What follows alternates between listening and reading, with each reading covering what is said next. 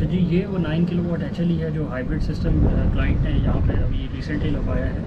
और ये इसकी आप बैटरीज दे सकते हैं। फिनिक्स की 530 है, 230 है पावर ईच की 4 बैटरी बैंक लगवाया है। Toll tubular deep cycle batteries हैं, पाकिस्तान की मैन्युफैक्चरिंग है इसकी, 1 ईयर वारंटी है इसकी। और 80% का इसका डेप्थ ऑफ डिस्चार्ज है, जैसे हमने पहले डिस्कस किया है। और बाकी ये इन्वर्टर है, आप देख सकते हैं टेस्ला का टी सोलर कंपनी है, पाकिस्तान की, पाकिस्तान में असेंबली होती है इसकी। पार्ट्स इसके वोल्ट्रॉनिक्स कंपनी है, China, made in company based in Taiwan है बट मेड इन चाइना है। स्टैंडर्ड वारंटी है इसकी, जैसे बाकी सारे इन्वर्टर्स की है। टी सोलर कंपनी का है इसका, ये टच स्क्रीन डिस्प्ले है इसका। बाकी ये हाइब्रिड इन्वर्टर है और 9 किलोवाट्स का ये इन्वर्टर है। 12 किलोवाट्स का इसमें आप मैक्सिमम PV इनपुट लगा सकते हैं, मतलब सोलर पैनल से जो आप मैक्सिमम इनपुट ले सकते हैं वो 12 किलोवाट्स तक का ले सकते हैं। लेकिन जो ये रेटेड आउटपुट देगा वो 9 किलोवाट्स देगा, उससे ज़्यादा नहीं देगा।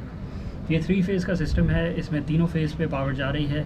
कराची की हद तक नेट मीटरिंग के लिए आपको मिनिमम 3 फेज़ का सिस्टम आपका होगा तो ही नेट मीटरिंग आप कर सकते हैं, वरना आप नेट मीटरिंग नहीं कर सकते।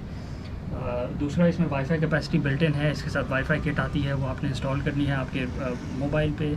रियल टाइम में सारा इसका प्रोडक्शन आउटपुट और इसका जो सारा डेटा है, पैरामीटर्स, फोटोवोल्टेक, बैटरी कैपेसिटी, जो आपका ग्रिड का इनपुट है, ग्रिड का आउटपुट है, जो इसका अपनी पावर कंजम्पशन है, जो ये पावर आउटपुट दे रहा है, वो सारे के सारे पैरामीटर्स आपको इसकी जो मोबाइल ऐप है उस पर आपको रियल टाइम में दिखते रहते हैं।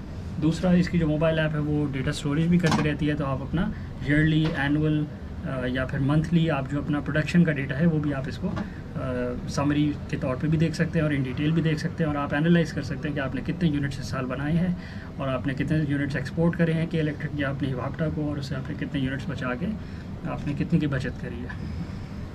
3 फेज़ को डिफाइन कर दो कि 3 फेज़ हैं, तीनों पे 3-3 किलोवाट का लोड आता है। एक बार ये कर देना, दूसरा बताना है। देखें ये फ़ैन जो है ना, मैं आपको बता रहा हूँ, आखिर में कर देना। इलेक्ट्रिकल सिस्टम में फ़ैन आप लोगों ने लाजमी लगाने हैं। तीसरी बात, फिर उधर ले जाना ब्रेकरों पे कि देखें वो SPD लगा हुआ है रेड वाला, तो बताना है उसका कि नहीं बताना? ठीक है, तो मेरा ख्याल है इन्वर्टर का तो वही 3 फेज़ वो रह गया, 3 फेज़ वाला। और तो इसमें कुछ है खासियत?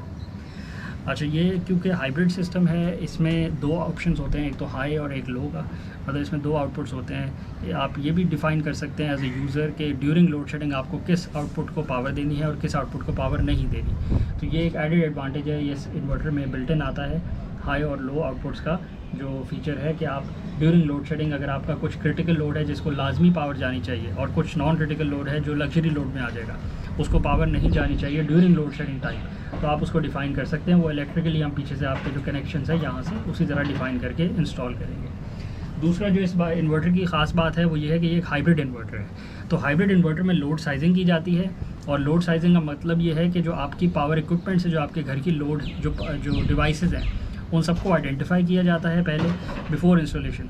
उन सब का लोड कैलकुलेट किया जाता है हमारी तरफ से या किसी भी कंपनी की तरफ से जिससे आप सोलर सिस्टम लगवाएंगे।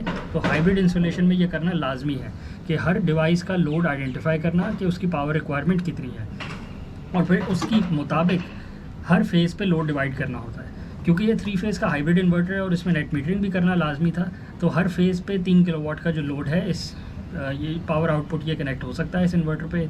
हर फेज़ पे 3 किलोवाट जब आप देंगे तो 3 × 3 = 9 किलोवाट्स, तो टोटल आप इसमें 9 किलोवाट्स का लोड कनेक्ट कर सकते हैं, लेकिन हर फेज़ पे 3 किलोवाट का लोड डिवाइड होगा।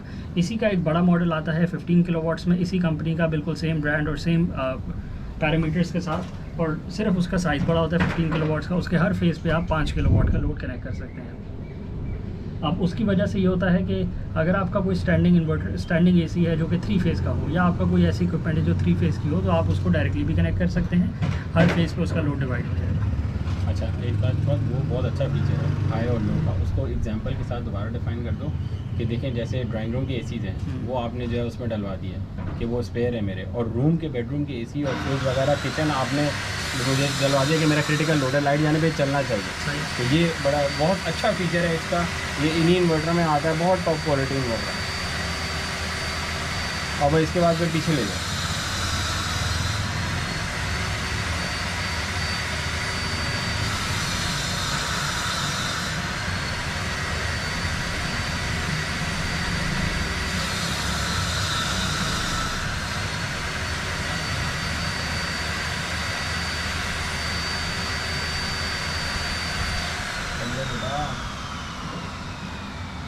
अच्छा, जैसा कि आप देख सकते हैं, अच्छा जैसा कि आप देख सकते हैं कि इसकी बैक पे डिस्ट्रीब्यूशन बॉक्सेस बनाए गए हैं। इस डिस्ट्रीब्यूशन बॉक्स के अंदर आप देख सकते हैं कि एक 2 पोल का एक डीसी ब्रेकर लगा हुआ है। इसको ये बैटरीज़ का कट ऑफ है, ताकि अगर इन केस आपको बैटरीज़ को रिपेयर करना हो या बैटरीज़ की पावर को आपको कट ऑफ करना हो किसी भी वजह से, तो आप उस वाले बड़े ब्रेकर को ऑफ़ करके आप अपना मेंटेनेंस कर सकते हैं बैटरी। प्लस उसके साथ आप देख सकते हैं डीसी फ्यूज़ेस लगे हुए हैं। सोलर पैनल से डीसी फ्यूज़ आ रहे होते हैं कि in case of power short circuit in your solar panels, DC fuse automatically blow हो जाएंगे और आपका जो उस स्ट्रिंग का जो आउटपुट है वो कट हो जाएगा। अच्छा, दूसरी मज़े की बात यह है कि इस इन्वर्टर में 3 फेज़ के 3 स्ट्रिंग्स सोलर पैनल्स की आ सकती हैं, क्योंकि ये 3 फेज़ का इन्वर्टर है। तो इसके अंदर डिफ़ाइन ऐसे किया गया है कि 3 आप डिफरेंट स्ट्रिंग्स बना के, मतलब 3 सीरीज़ के कनेक्शन बना के, तीनों स्ट्रिंग्स को अलग अलग आप अलग MPPT चार्जर पर कनेक्ट कर दें। इसमें 3 MPPT चार्जर्स हैं। तो इन केस कि अगर एक भी स्ट्रिंग में मेल फंक्शन आता है या एक भी स्ट्रिंग शैडो हो जाती है आपकी सोलर पैनल्स की, तो बाकी जो दोनों स्ट्रिंग्स हैं वो फुल ऑप्टिमम कैपेसिटी पे काम कर रही होंगी। प्लस अगर आप नई टेक्नोलॉजी के सोलर पैनल्स लगवाते हैं हाफ कट या पर्क, तो अगर उस पर आधे पैनल पे भी शैडो आ रहा होगा तो वो इंडिविजुअल पैनल भी बाकी रिमेनिंग 50% अपनी प्रोडक्शन कर रहा होगा। तो ये टेक्नोलॉजी के बेनिफिट्स हैं। दूसरा आप देख सकते हैं जैसे ऊपर डीसी फ्यूज़ेस लगे हुए हैं, उसी तरह उसके नीचे डीसी ब्रेकर्स लगे हुए हैं कि अगर आपको मेंटेनेंस करनी है या सोलर पैनल्स को डिस्कनेक्ट करना है किसी वजह से, तो आप यहाँ से ब्रेकर को ऑफ करके तसल्ली के साथ विदाउट एनी हैज़र्ड आप मेंटेनेंस कर सकते हैं और सोलर पैनल्स को रीवायर भी कर सकते हैं, और कोई और अगर काम है तो आप वो भी कर सकते हैं। साथ साथ आप देख सकते हैं कि इधर एक ये लगे हुए हैं AC ब्रेकर, क्योंकि ये 3 फेज़ का सिस्टम है तो इसमें 4 पोल ब्रेकर लगे हुए हैं। और आपको जो AC वायरिंग, आपकी जो AC करंट आ रहा है कि इलेक्ट्रिक की तरफ से, उसका अलग ब्रेकर सेपरेट है, उसके साथ आउटपुट का अलग ब्रेकर है। और आप नीचे देख सकते हैं हाई लो के ब्रेकर्स भी सेपरेटली डिफाइन किए हुए हैं, ताकि अगर आपको हाई का आउटपुट ऑफ़ करना हो या लो का आउटपुट ऑफ़ करना हो तो आप ब्रेकर्स को यहाँ से ईजिली ऑफ़ कर दें, ताकि आपके लोड को पावर यहाँ से जाना रुक जाए। साथ साथ आप देख सकते हैं ऊपर 2 चेंज ओवर सेलेक्टर स्विचेस लगे हुए हैं। अगर आपको आउटपुट को अपने पावर सोलर सिस्टम से नहीं देनी, मतलब इस इन्वर्टर के थ्रू आपको पावर नहीं देनी, अगर आप चाह रहे हैं कि आपका जो आउटपुट है वो डायरेक्ट के इलेक्ट्रिक से स्विच हो जाए या डायरेक्ट के इलेक्ट्रिक को पावर हो जाए, तो आप ऊपर से चेंज ओवर को घुमा के डायरेक्ट के इलेक्ट्रिक कर सकते हैं। ये हम इसलिए लगाते हैं कि अगर खुदा न खासा इन्वर्टर में कोई इशू आ जाए और वो रिपेयर के लिए लैब जाना पड़े, तो आप ऊपर से अपना चेंज ओवर घुमा लें और हमारा जो टेक्नीशियन है वो आके अपना इन्वर्टर डिस्कनेक्ट करके ले जाएगा और आपका जो लोड है उसको कंटिन्यूस पावर आती रहेगी, क्योंकि ऊपर से सिर्फ एक चेंज ओवर घुमाना पड़ता है लोड को पावर के इलेक्ट्रिक से देने के लिए। अच्छा, हाई और लो जो फंक्शन है इस इन्वर्टर में, उसको थोड़ा एक्सप्लेन में डिटेल कर देते हैं। फ़र्ज़ करें आपके घर पे एक एक्सप्लेन में डिटेल हो सकता अच्छा डिटेल में एक्सप्लेन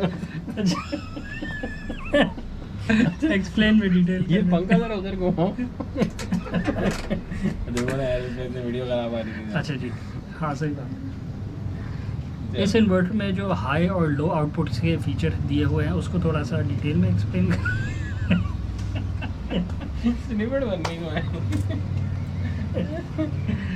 इस सिस्टम के अंदर जो हाई और लो आउटपुट्स के 2 डिफरेंट फीचर्स हैं उसको थोड़ा डिटेल में एक्सप्लेन कर देते हैं।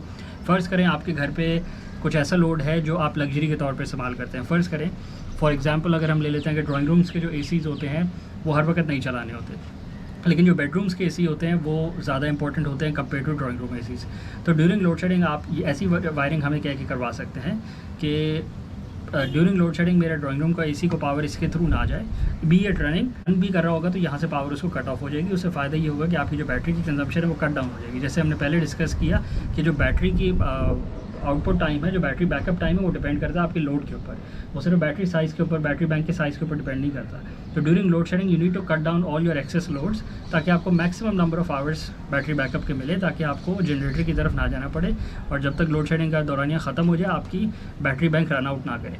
तो जो हाई और लो के आउटपुट फंक्शंस है उसमें हम ऐसे कनेक्शंस, ऐसे इक्विपमेंट जो कि आपको लोड शेडिंग के वक्त नहीं चलाने की ज़रूरत, उसको हम उस तरह रिवायर करेंगे। और जो लोड्स क्रिटिकल हैं जिनको लाजमी चलना चाहिए, be it load shedding hours और नॉन लोड शेडिंग आवर्स, मतलब ड्यूरिंग लोड शेडिंग भी वो चलें और नॉन लोड शेडिंग के टाइम से भी वो चले, तो उसको हम दूसरे आउटपुट पे कनेक्ट कर देंगे। ये स्पेशल फीचर है, बहुत थोड़े से इन्वर्टर्स में आता है, टेस्ला ने अपने इन्वर्टर में दिया है, तो कंज्यूमर के लिए डेफिनेटली बहुत बेनिफिशियल है, क्योंकि कस्टमर डिफाइन कर सकता है कि which output is priority based output और which output is not priority based output, तो उसको उस तरह से सेपरेटली डील किया जा सकता है। कस्टमर को रीवायर करवाने की ज़रूरत नहीं है, ना कस्टमर को कोई एडिड इलेक्ट्रॉनिक इक्विपमेंट लगवाने की ज़रूरत है। इसका एक और हल भी है कि अलग से सेपरेटली आप एक डिस्ट्रीब्यूशन बॉक्स बनवा लें और उसमें रिले सर्किटरी के थ्रू आप, ये ऑटोमेशन का एक छोटा सा प्रोजेक्ट है जिसके थ्रू ये हो सकता है, but why would you want to do it if it's already built into your advanced solar inverter. ठीक है। तीसरी बात ये है, एक और इम्पॉर्टेंट बात ये है कंज्यूमर्स के लिए कि क्योंकि ये एक इलेक्ट्रॉनिक इक्विपमेंट है तो इसकी एयर वेंटिलेशन होना बहुत ज़रूरी है। कंज्यूमर बहुत सारे मैन्युफैक्चरर्स आजकल ये कह रहे हैं कि हम हीट सिंक लगा के दे रहे हैं जो पैसिवली कूल कर देंगे आपके सिस्टम को, which is not very efficient, क्योंकि ये एयर वेंटिलेटेड सिस्टम है। जो इसमें पीसीबी लगा हुआ है वो उसकी जो हीट है वो हीट सिंक के थ्रू ही कहीं डिसिपेट होनी है। तो हीट सिंक हीट को एब्जॉर्ब तो कर लेता है, बट उसको डिसिपेट करने के लिए उसके पास एक एयर वेंटिलेशन पूरा सिस्टम होना चाहिए। एयर का जितना फ्लो उसके पास से गुजरेगा उतना वो ज़्यादा एफिशिएंसी के साथ अपनी हीट को डिसिपेट कर पाएगा। तो even if the manufacturer claims कि हमारा passive cooling system heat sink के थ्रू आपका एफिशिएंटली काम करेगा, पाकिस्तान का जो टेम्परेचर है, कराची के जो टेम्परेचर हैं वो काफ़ी हाई हैं। जो मैन्युफैक्चरर ने रिसर्च और टेक्निकल स्पेक्स जारी की होती हैं वो 25 डिग्री सेल्सियस पे करी होती हैं, वो स्टैंडर्ड कंडीशंस होती हैं। लेकिन पाकिस्तान और कराची के टेम्परेचर अराउंड 40 प्लस होते हैं, 40 डिग्रीज प्लस। तो उस पर अगर आपको इंश्योर करना है कि आपके ज़रा सा भी चांस ना हो आपके इन्वर्टर को डैमेज होने का, तो आपको वेंटिलेशन सिस्टम लगाना पड़ेगा। ये इंश्योर करना पड़ेगा कि आप रूटीनली इस पर ब्लोअर से इसकी मिट्टी को डस्ट ऑफ करते हैं, इस पर ब्लोअर मार के इसकी सारी मिट्टी को निकालते हैं रूटीनली। प्लस इसके फ़ैन्स को आपने इंश्योर करना है वो किसी भी टाइम पे चोक ना हो जाएं, क्लॉग ना हो जाएं डस्ट की वजह से। एडिशनली आपने एक फ़ैन लगवाना है उस रूम में जहाँ पे आपका इन्वर्टर लगा है, क्योंकि ये इलेक्ट्रॉनिक इक्विपमेंट है और ये एक्सपेंसिव इक्विपमेंट है।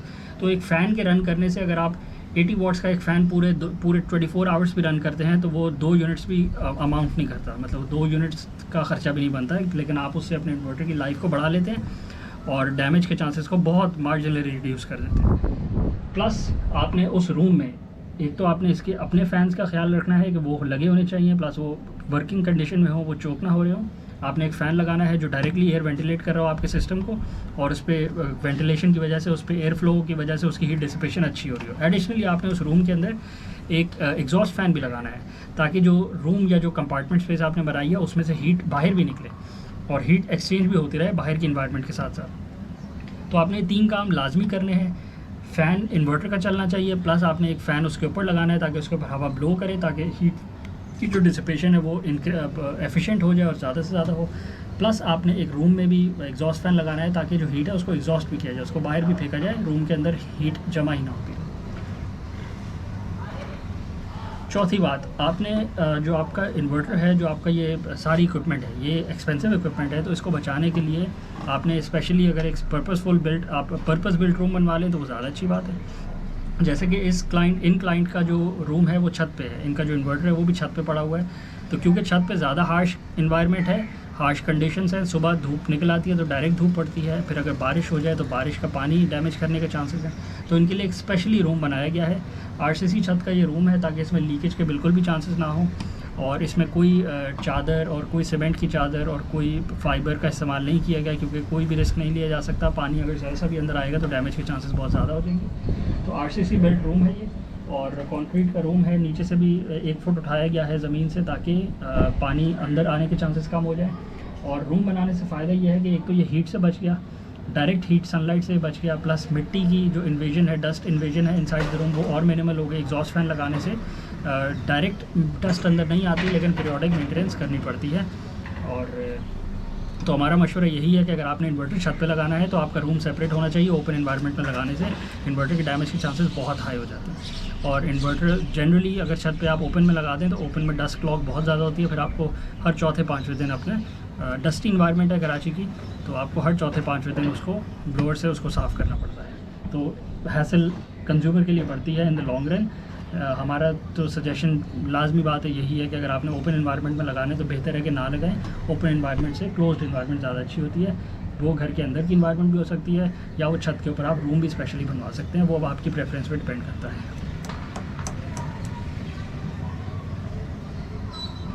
कैसे रोकना? नहीं और कोई बात है? नहीं इसी ठीक है, मेरा ख्याल है बाहर आओ, बाहर खड़े हो के आप वारंटी की बात करें। अच्छा, तो यहीं उल्टा हो जाता है। बाहर तो आओ ना, यहाँ तो आप वो लग रहा है।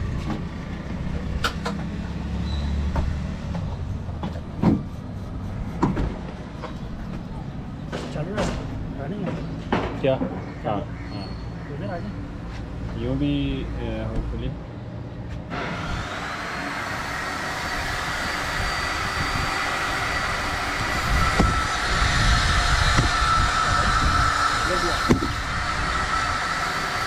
अच्छा इधर आके देख लो, ये भी ठीक है वैसे।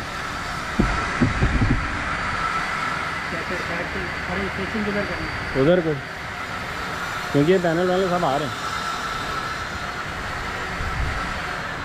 इधर तो आओ, इधर आगे देखोगे तो पता चलेगा ना। लाइट अपनी तरफ कर ली, आप क्या देख रहे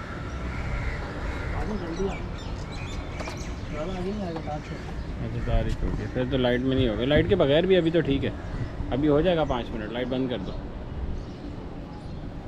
अज़ान ही होने वाली है। जल्दी कर या यहीं कर लो, यहीं खड़े हो जाओ फाल। उधर हो जाओ, आ रहा हूँ ना, देख तो लो।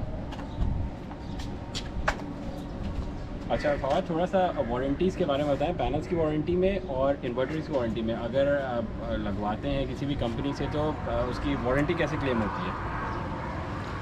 जी, जो इन्वर्टर्स की वारंटी है वो तो पाकिस्तान में क्योंकि इंपोर्टर ला रहे हैं और जो लोकल कंपनीज है वो उनके खुद ब्रांड है, तो जो ब्रांडेड स्टफ़ आ रहा है उसकी तो वारंटी फैसिलिटेट हम ही नहीं करते।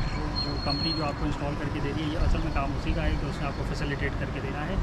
और मोस्टली इशू यही आता है कि इंस्टॉलेशन के बाद आप किसी भी इलेक्ट्रिशियन से लगवा लेते हैं, वो फिर आपको फ़ोन अटेंड नहीं करते क्योंकि वो तो गिग्स के पीछे होते हैं। इंस्टॉल कर दिया, आपसे पेमेंट ली और बस चलते रहे, तो वो फिर आपका फ़ोन नहीं उठाते। बेहतर ये है कि किसी रेप्यूटेबल ब्रांड से लगवाएं ताकि जिसको आप कॉल बैक करें तो आपको फैसिलिटेट भी सही से करें। दूसरी बात ये कि जो जो पैनल्स है, सोलर पैनल्स की वारंटी अभी कोई लीगल चैनल, कोई इसका प्रॉपर चैनल नहीं बन सका क्योंकि इम्पोर्टर्स इम्पोर्ट करके पैनल्स को लगवा के दे रहे हैं। और इंश्योर कर देते हैं, इंश्योरेंस इसकी हो रही है, आप इंश्योरेंस करवा लें। अगर आपको किसी भी रिस्क, फायर हैज़र्ड या इलेक्ट्रिकल शॉर्ट के हैज़र्ड से बचना है तो आप रिस्क इसको करवा सकते हैं, इंश्योरेंस इसकी हो रही है। अच्छा, मैंने ये भी सुना है कि जो इम्पोर्टर्स मंगवा रहे हैं वो लोग भी इंश्योर कर रहे हैं, इंश्योरेंस वहीं से ले लेते हैं ताकि उसके अगेंस्ट में फिर 25 ईयर्स की वारंटी वो क्लेम कर लेते हैं। बिल्कुल, क्योंकि मैन्युफैक्चरर को पैनल वापस बनाना बहुत डिफिकल्ट है, तो क्योंकि उसको फ्रेट चार्जेस बहुत लगते हैं, तो पैनल वापस चाइना नहीं जाता वारंटी क्लेम होने के लिए। तो इसकी इंश्योरेंस भी होती है, वो इंश्योरेंस पे आप क्लेम करवा लेते हैं, वो भी हम नहीं करवा के आपका देना है सोलर मैन्युफैक्चरर इम्पोर्टर के थ्रू। ठीक है, जामी कौन है? ज़िया जामी वही है। हाँ, इसको क्या हुआ है? पता नहीं। करो फोन,